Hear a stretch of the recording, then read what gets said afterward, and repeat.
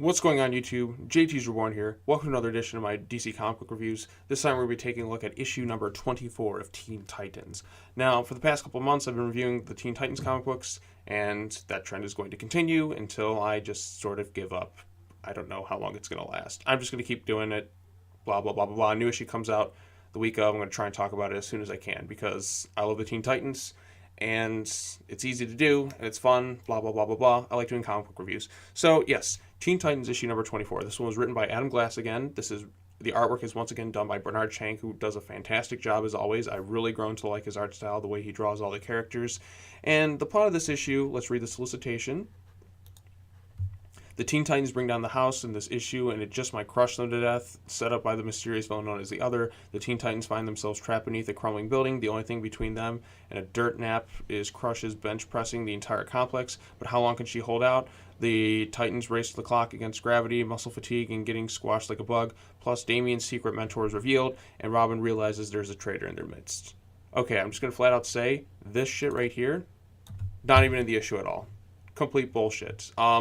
Obviously, I've noticed this a lot with solicitations, is they're notoriously misleading, or they say stuff and, things are completely different from the time the issue comes out, which makes me wonder, like, what was the point of, why not just tweak the solicitation information? You know what I mean?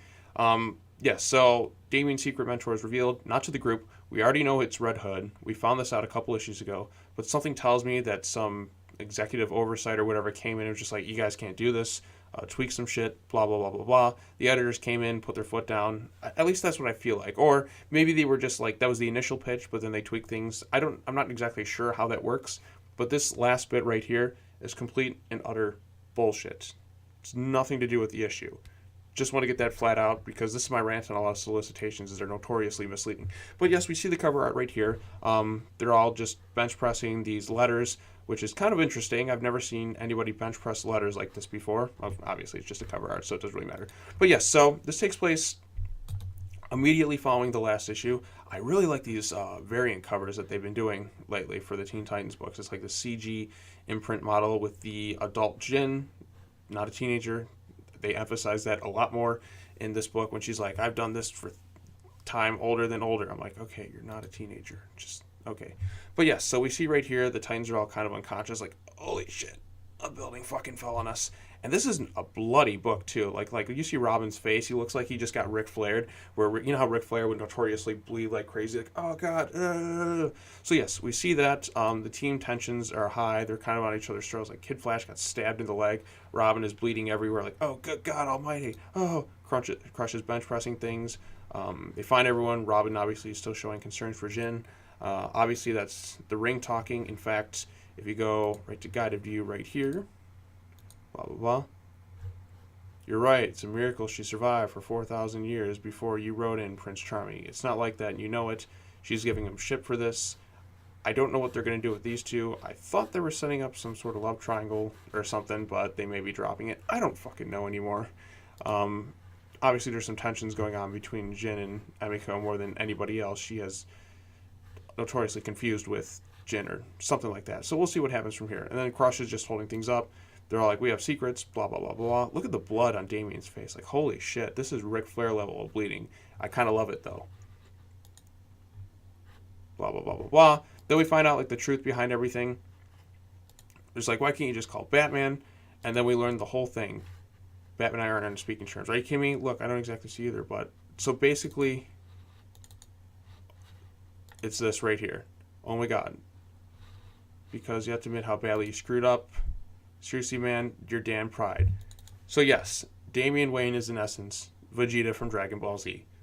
His pride is getting in the way, and he just can't admit when he's wrong. He can't accept help. He can't do this. He's like, it's my way or the highway. You know what? I've come to realize that if I had to compare him to any character, he would be a lot like Vegeta. Think about it this way. Prince of All Saiyans, Prince of the League of Assassins, grandfather or mentor was, a villain, Frieza, Ra's al Ghul, basically wanted to take over the world, same shit, blah, blah, blah, evolves from villain to hero over time, has a best friend, John Kent, who is a lot like Goku, and oh my God, I just realized it. The Super Sons are Goku and Vegeta. Never would have thought that till just now. But yes, he has the pride issue, having trouble to admit when he's wrong, goes through a lot of the same progressions, and oh my god, Damian Wayne is Vegeta.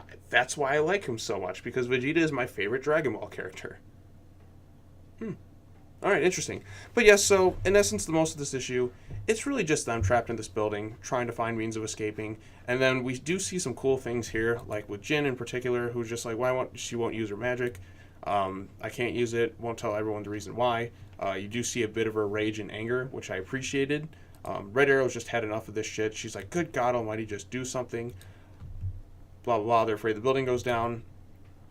Blah, blah, blah. A bunch of bullshit happens. Then they, let's go ahead and skip ahead. I want to give the full issue. So we skip ahead, blah, blah, blah. They get through. They're back at their little tower here. A little bit of an interaction. A little bit of a smile from Damian here, thinking maybe, things are starting to come together with the team.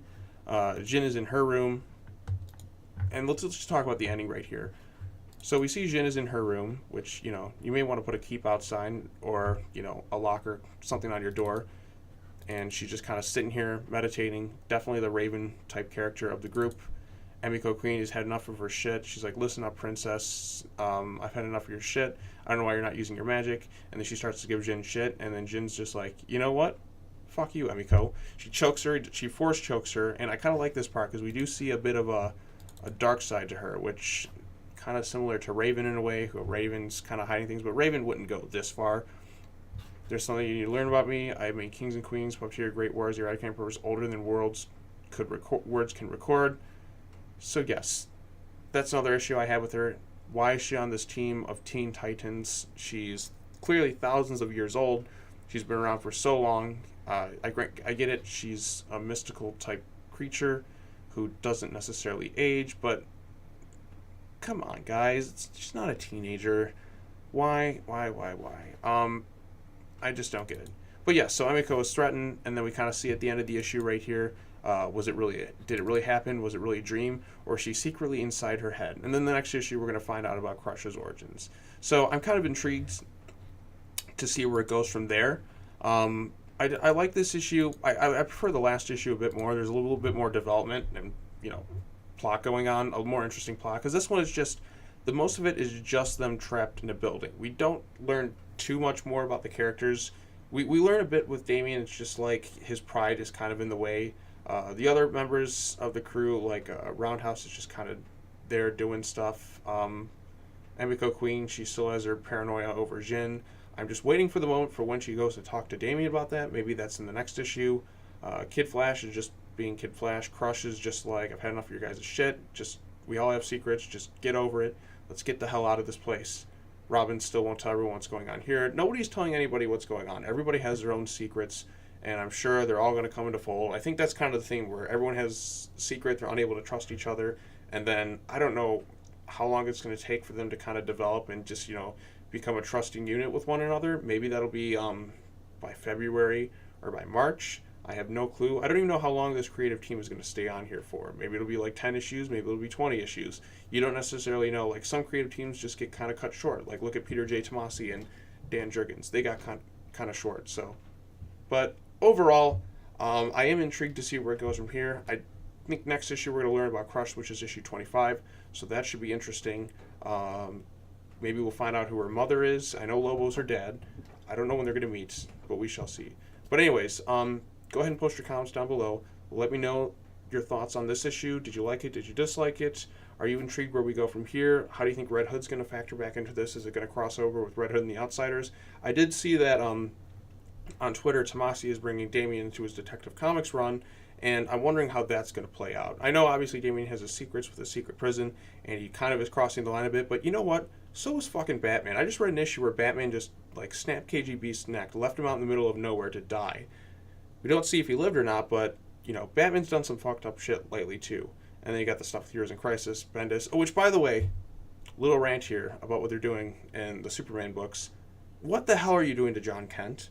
Like, why is he coming back as a teenager / adult? He's angsty. It's exactly what we didn't want to happen. Like, I don't know anybody who is excited about this. Everyone is overwhelmingly negative. Like, oh, for God's sakes. Like, our one little hopeful, optimistic, little joyous character in Jonathan Kent is getting aged up, turned into an angsty teenager, probably a killer. Dideo and them, I don't know what the fuck they're doing to the Superman shit. It's the Superman books ever since Bendis came in are such a dip in quality compared to what Jurgens and Tomasi and them were all doing. It's unbelievable. He should not be writing this many books. He should not be given the keys to the kingdom this soon. You know, if he's going to take over Superman, he should have started out a bit smaller. Just because his name is Bendis shouldn't mean anything. It really shouldn't. Like, if you're not familiar with writing certain characters, you shouldn't just be thrown right away into, like, control of, like, everything. And it's upsetting because he wants to do his own thing on everything. And it doesn't line up with what was done, what had come before. And it's really frustrating to see. But that's just a rant for another day.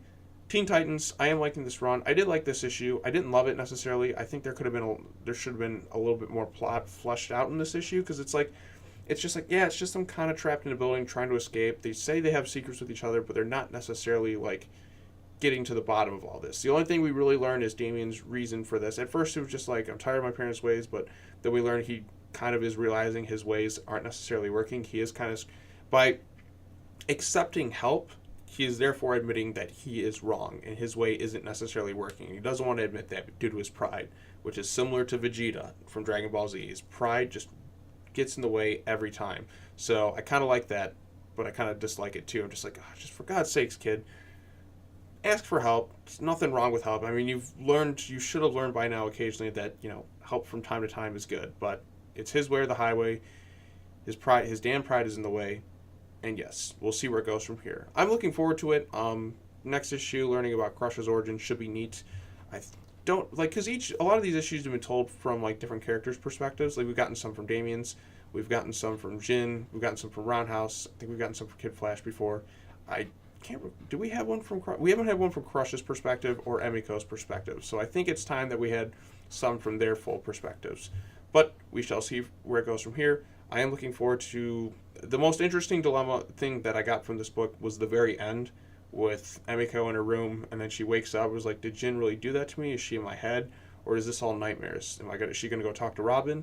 Who knows where they're going to go with this? But I am intrigued. I am liking this run a bit more and more with each issue. My major concerns are starting to kind of just get pushed away from the very beginning with that special, because, you know, even with the secret prison, the characters are still alive. They're not being brutally murdered.